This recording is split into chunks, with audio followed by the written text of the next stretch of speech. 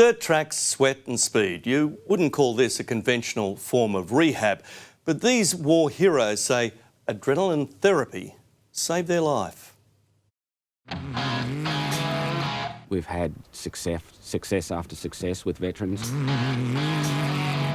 Remember, left is left, right is right. Trees are hard.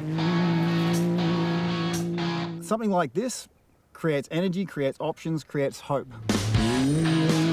Definitely exceeds my expectations. It's high-powered, high speed and high adrenaline. Putting veterans through their paces and pulling them out of dark places. And we demonstrate to them that they could achieve things they never thought they could in an environment they've never considered. So this catches them off field. A program that's changing veterans' lives and showing them a future. I would actually say that I'd been seeing life through black and white lenses, and it's seeing colour.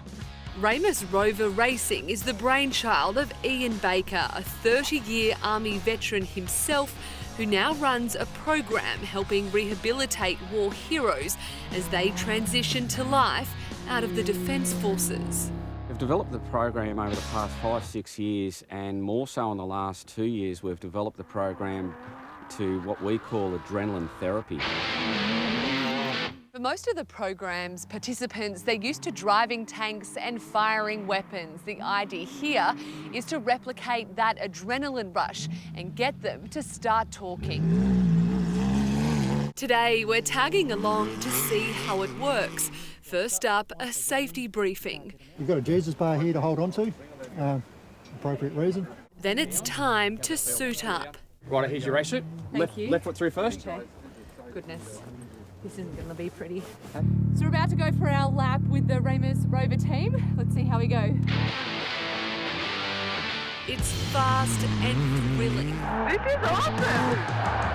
And adrenaline-inducing. Now I know what you mean when you said high adrenaline. Oh yeah, they realise that they're doing something they never expected. Woo! That was awesome! How do I get out of this thing now? One by one, the veterans experience the same rush. Then it's time to break down the barriers, with Ian sharing his own story of post-military depression. I got out of the Army. I was exhausted. I got out of the Army. When you get out of the ADF, you often feel quite isolated because it's like no one speaks your language. This activity here speaks our language. Former soldier Tim Thomas works closely with Ian. He says the program is saving lives. There's something that happens here that is beyond what you can write about it, and it has to be experienced. And once you experience it, all of a sudden, everything starts coming back to you. You start becoming the person you want to be because you're focusing in that moment. Corporal Carl Ryan and Gunner Matthew Barrett are both about to be medically discharged. It's been really good. So listening to other people's stories is really good as well. So obviously we're all transitioning, most of it's all, it's not really chosen upon us. Both have only ever known a life of military service. Now the program's helping them set themselves up for the future. Having, that link where, you have people to talk to and they have their experiences where you're done this, and this. I like it, it's good. Yeah, it's kind of a change because I came straight from school to here. Now I'm going to have to find my career path, I guess. Yeah, I struggled with the loss of purpose, absolutely.